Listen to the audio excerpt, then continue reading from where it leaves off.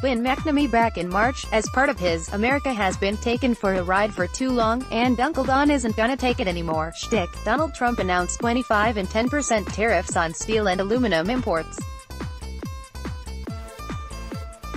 The immediate impact was that one of his few qualified advisors quit in protests. The short-term impact was our allies' understandable rage, plus uncertainty in the business sector.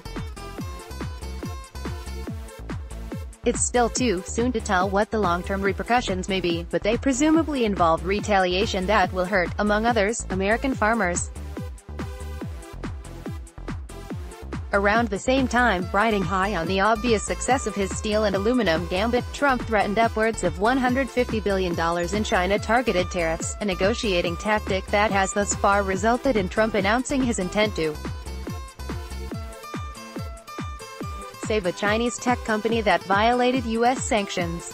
And now, because that went so well, he's considering slapping imported cars with tariffs, too. In a statement released Wednesday night, the Commerce Department said it had launched an investigation into whether or not foreign-made cars imported into the U.S. pose a threat to national security, following a conversation with the president.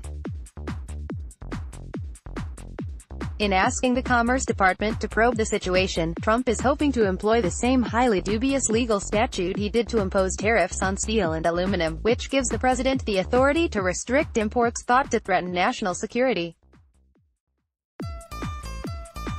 In fact, when Gary Cohn, along with Steve Mnuchin, Rex Tillerson, and James Mattis, were trying to convince Trump not to go down the tariffs road, they argued that such levies would actually national security, saying they would harm the global economy and damage relationships with allies, and as was the case with the first round of tariffs, the response has basically been, WTF is wrong with this guy? To treat auto imports like a national security threat would be a self-inflicted economic disaster for American consumers, dealers, and dealership employees. Cody Lusk, president of the American International Automobile Dealers Association, told Bloomberg,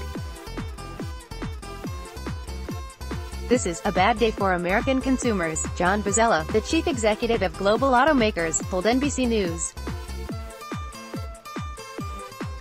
"To our knowledge, no one is asking for this protection." Likening the president to a junkie, Chad Bohn, a senior fellow at the Peterson Institute for International Economics, said the whole thing appears to be less about national security and more about a sick man looking for his next hit.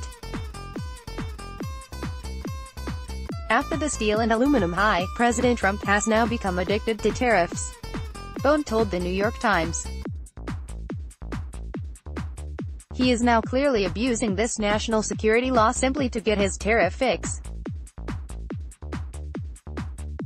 And this law is the easiest access he has found." Phil Levy, a senior fellow at the Chicago Council on Global Affairs, simply chalked it up as yet another example of the president behaving like an imbecile, saying the idea seems to imagine a world in which each country produces its own automobiles and then they swap them back and forth. In fact, we live in a world in which viable auto companies are heavily involved in global supply chains. It would harm U.S. consumers at the margin, while undermining the global trading system and inviting certain retaliation.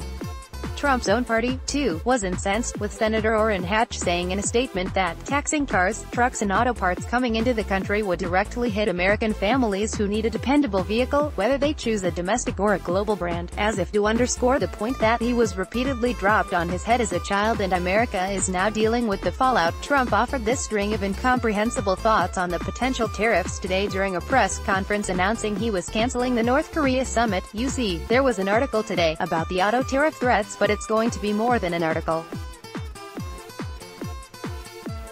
Cars pouring into our country, and hurting our jobs, and they're closing but they're moving back. As you know, Chrysler is moving back to Michigan, big plant. Car companies are coming into our country now.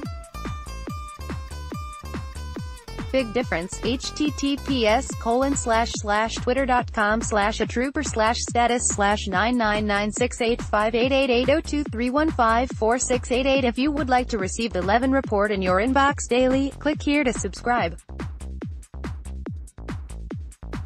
It's a red-letter day in the Ivanka household. Not only did Lil Jared finally get his security clearance, but so did Ivanka. Ivanka Trump's security clearance was upgraded to permanent top secret at the same time as Jared Kushner's upgrade on May 1st, according to a person briefed on the matter.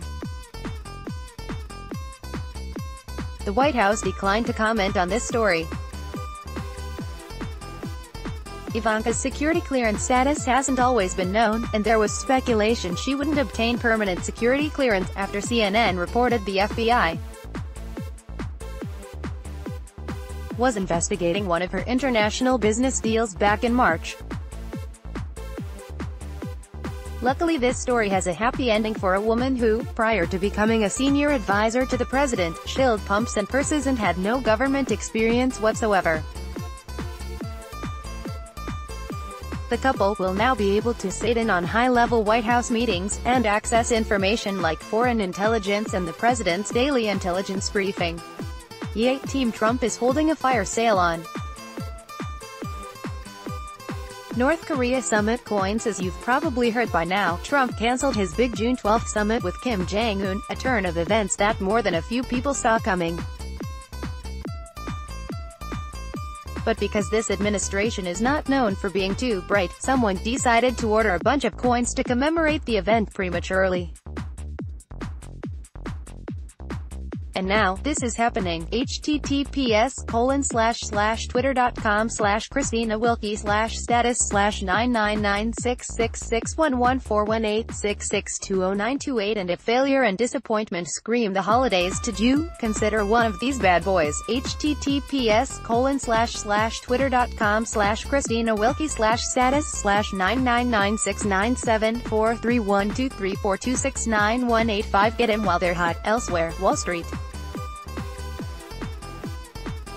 edges lower after North Korea summit cancelled. Reuters, Goldman, Blackstone make peace and credit derivative standoff. WSJ, Deutsche Bank confirms it will cut thousands of jobs. WSJ, Elon Musk suggests big oil fuels critical media coverage of Tesla. Bloomberg, the number of female chief executives is falling. NYT, Netflix just passed Disney and became the world's biggest media stock. Bloomberg, Goldman's rising stars told to chill. WSJ, Merrill Lynch, brokers face pay clawbacks. WSJ, guy makes elaborate Met Gala costume replicas for his dogs. NYP,